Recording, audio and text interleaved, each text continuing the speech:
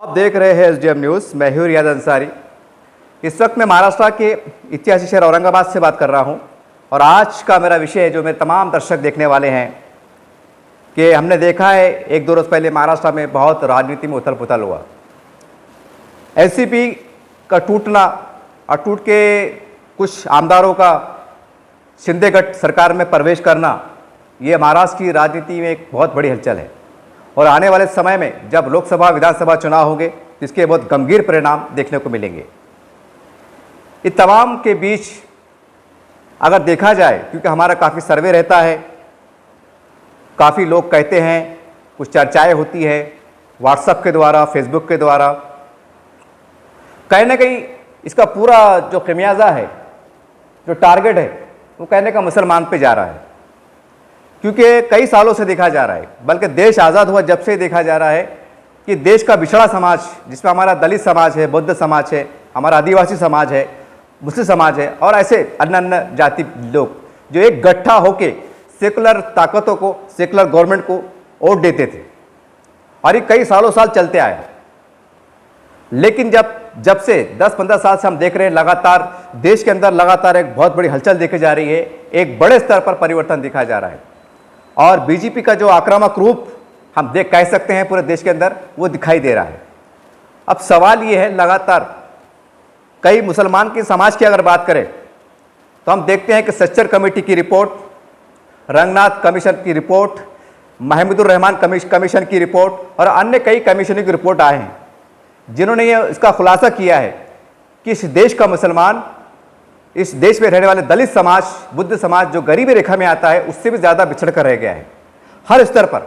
ये हम नहीं कह रहे हैं, कमीशन की रिपोर्ट है।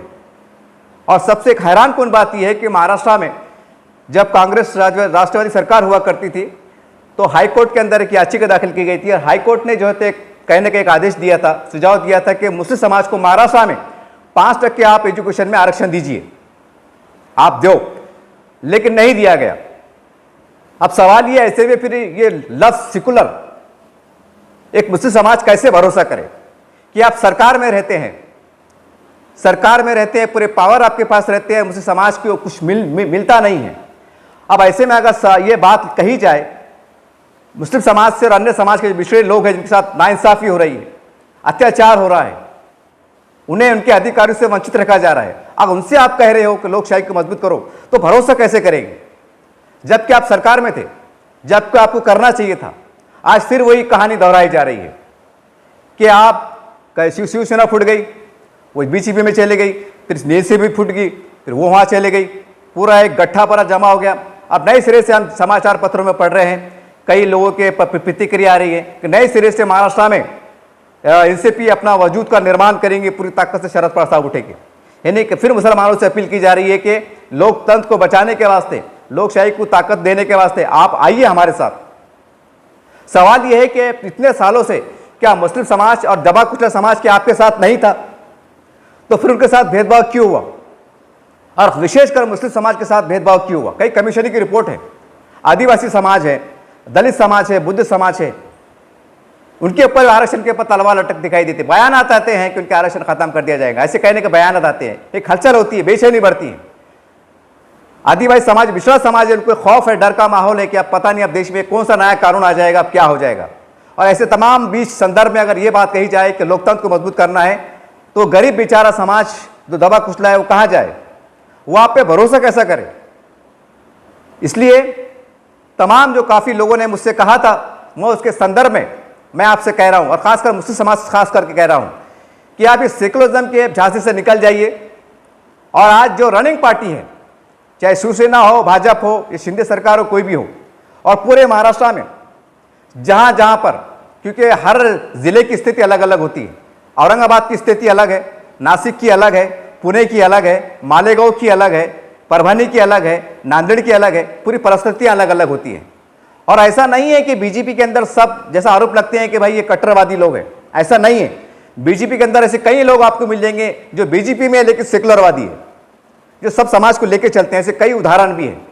अगर मैं एक उदाहरण आपको देना चाहूँ तो राव साहब दानवे जो जानने के खासदार है, आप जाके सर्वे कीजिए, कहने को बीजेपी के हैं लेकिन मुस्लिम समाज और काफ़ी समाज को लेकर चलते हैं और कहने को बीजेपी के हैं। गोपीनाथ मुंडे साहब का अगर हम एक उदाहरण दें कि बड़ा चेहरा माने जाते थे, उनका देहांत हो गया है, ऊपर वाला उनकी आत्मा को शांति दे, लेकिन बड़ा चेहरा था बीजेपी का और महाराष्ट्र का मुख्यमंत्री रूप का चेहरा था। लेकिन आप बीड़ के अंदर जाके देख लीजिए कि सब समाज को लेकर चलते थे। कहने का मतलब ये है कि बीजेपी के अंदर, शिवसेना के अंदर से कई नेता आपको मिल जाएंगे जो अपने अपने क्षेत्र के अंदर सब समाज को लेकर चलते हैं। भले ही पार्टी के तौर पे उनकी रणनीति अलग होती है, लेकिन लेके चलते हैं। अब सवाल ये है कि जो दबे कुचले लोग हैं और खासकर विशेष मुसलमान समाज लोग हैं, तो ये आपकी जवाबदारी बनती है कि अपने अपने क्षेत्र का जायजा लीजिए आप। ये कड़वा सच है, शायद आपको हजम नहीं होगा, शायद आपको समझ में नहीं आएंगे, लेकिन कड़वा सच है। अब फिर एक बार बीजेपी, अपने कांग्रेस वाले, राष्ट्रवादी वाले उठेंगे, बोलेंगे लोकतंत्र को मजबूत करना है। ठीक है, आपने बहुत ताकत से महाराष्ट्र फिर उनको बहुमत में लाया, फिर 180-100 आमदार हो जाएंगे और फिर बाय द वे अगर हॉट टूट होगी 70 आमदार चले गए तो क्या करेंगे आप? ये नहीं तो वही एक तो उदाहरण की वही बात हो गई कि एक माँ बाप अपने बच्चे को बहुत मेहनत से पालते हैं, जवान करते हैं, पढ़ाते हैं, लिखाते हैं, खिलाते हैं, और जब उसकी शादी होती है तो अपनी बीवी, अपनी पत्नी को लेकर भाग जाता है, चले जाता है। तो माँ बाप के दिल पे क्या बीतती है? तो वही हाल ऐसी हो रहा है कि ये मुस्लिम समाज है, दबा कुचला समाज है, ये अपने खून पसीने से पार्टी को परवान चढ़ा रहे हैं, पार्टी को ताकत देने का काम कर रहे हैं, ताकि देश के अंदर जो फिरका परस्त ताकतें हैं, जो जातिवादी ताकत है, इनको हराने के वास्ते हमारा लोकतंत्र मजबूत हो, हमारा संविधान की रक्षा हो, इसके वास्ते काम करते हैं। लेकिन जब आप चुन के आते हैं तो इंसाफ नहीं कर पाते हैं, तो कैसा भरोसा करें? उनको तो आप बुरा बोल रहे हैं, बात सही है, लेकिन जब आप सत्ता में होते हैं तो इंसाफ नहीं करते हैं। क्यों भरोसा करें मुसलमान? क्या गारंटी है? 75 साल हो गए आजादी के वास्ते और आपके कार्यकाल के अंदर हाईकोर्ट का जजमेंट आता है 5% आरक्षण दो, ये एक अदना सा उदाहरण है, तो आप देते नहीं हैं। आप फिर कह रहे हैं कि हम इंसाफ देने की बात करेंगे, तो मुसलमान कैसे भरोसा करें? कैसे भरोसा करें? आज कई आदिवासी समाज के धरने मोर्चे निकल रहे हैं कि गायरन जमीन पे हमारा अधिकार दो, उनको अधिकार नहीं मिल पा रहा है। हजारों की संख्या में लोग मोर्चे निकाल रहे हैं और आप सरकार में थे, आप दे नहीं पा रहे हैं। क्यों भरोसा करे जनता आप पे? एक सवाल है ये। हम जनता के बीच में घूमते हैं। बहरहाल ये मुसलमान समाज को चाहिए, खासकर मैं कहूँगा तमाम महाराष्ट्र के, आप कहीं के भी नेता हो, कहीं के भी कार्यकर्ता हो, ये संगठन के जिम्मेदार हो, आपकी जवाबदारी है कि नए समीकरण में, क्योंकि देश में बहुत उथल पुथल का दौर चल रहा है, या ऐसे हालात में अपने आप को बचाते हुए चलना, अपने अधिकारियों को रक्षा करना और एक अच्छे तालमेल से काम करना, ये आपकी जवाबदारी है, ताकि हमारा लोकतंत्र भी मजबूत रहे, संविधान भी मजबूत हो, देश में हिंदू मुस्लिम एकता का, भाईचारे का माहौल भी बना रहे। इसके लिए आपको काम करना पड़ेगा। और ये लोकशाही लोकतंत्र जो रट लगाई जा रही है, इससे आपको थोड़ा परहेज करना पड़ेगा। और जब इलेक्शन में जा रहे हैं आप, चाहे विधानसभा हो, लोकसभा हो, तो ये आपकी जवाबदारी है कि आप जो उनसे खुले तौर पर, राजनीतिक तौर पर सौदेबाजी करो। सौदेबाजी का मतलब ये नहीं है कि अपने समाज को बेचो, अपने ईमान को बेचो, ये मतलब नहीं है, बल्कि आप उनसे पूछो, उनसे कहो कि औरंगाबाद शहर में हमारी संख्या इतनी है मुसलमानों की, हम आपके साथ चलने को तैयार है, आप हमारे लिए क्या करने वाले हैं, क्या योजनाएं हैं, और सरकार में आने के तुरंत बाद 15 दिन में, 1 महीने के भीतर आप क्या करने वाले हैं। जैसा कि हम देखते हैं कि कर्नाटक में हमने देखा है कि बहुत कम समय में उन्होंने बहुत अच्छे फैसले लिए, निर्णय लिए, तो ये आपको लेना पड़ेगा। मुस्लिम समाज को भी भूल जाना पड़ेगा, क्योंकि कांग्रेस है, राष्ट्रवादी है, शिवसेना है, भाजपा है, कहीं ना कहीं ये सब एक जैसे लोग हैं। ये आपको इनके दायरे से, इनके झांसे से निकलना पड़ेगा। और ये बात दिमाग से निकाल दीजिए कि आपका देश में कोई दुश्मन है, खासकर शिवसेना और बीजेपी अगर आपका दुश्मन है तो आपके दिमाग से निकाल दीजिए। ये एक पार्टी में है, एक लोग है, ये आरोप लगते हैं, बात अलग है, लेकिन आज सरकारों में है, आज इनके मुख्यमंत्री है, आज इनके प्रधानमंत्री है, आपको साथ चलना पड़ेगा। आप कब तक इनसे दूर रहेंगे? अरे कड़वा सच है कि ये आने जो वाले हैं, ये आप माने ना माने, क्योंकि देश में आपकी संख्या कितनी है, 25 से 20 करोड़ है। आप कुछ नहीं कर सकते। आप अगर सोच रहे होंगे कि गट्ठा बन जाएंगे, आप कुछ नहीं कर सकते, कड़वा सच है। हमें चाहिए ऐसे हालात में देश में जो हमारे मेजॉरिटी में हमारे हिंदू भाई हैं, जो हिंदू संगठनाएं हैं, उनसे हमारा तालमेल अच्छा हो, उनके नेताओं से हम चर्चा करें, उनसे हम बात करें और संविधान के हिसाब से हमारा जो अधिकार हमको मिलना चाहिए वो लेने का प्रयास करें। यह समय की जरूरत है। उम्मीद करते हैं कि मुस्लिम समाज, भले इसमें कुछ बातें आपको शायद गलत लग रही हो या आपको समझ में नहीं आ रही हो, लेकिन यही कड़वा सच है।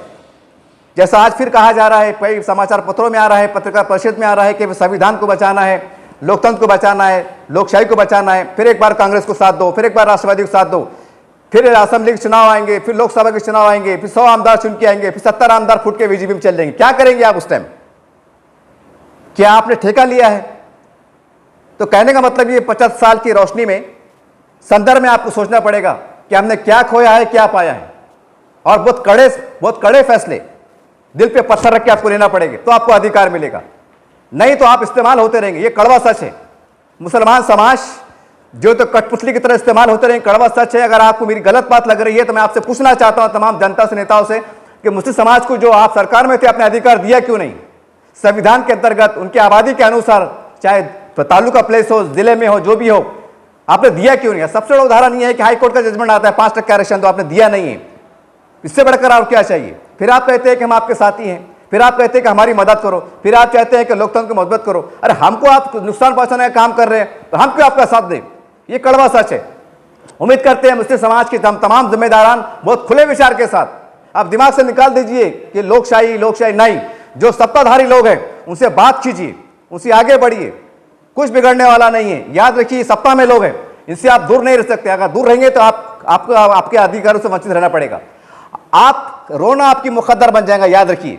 ये बहुत कड़वा सच है। उम्मीद करते हैं तमाम महाराष्ट्र की जनता ये आज के नए समीकरण में आप समझने का प्रयास कीजिए और नई दिशा में, नए रास्ते में, नए उमंगों के साथ आप बढ़ने का प्रयास कीजिए। यही वक्त और हालात की जरूरत है। देखते रहिए एसडीएम न्यूज चैनल।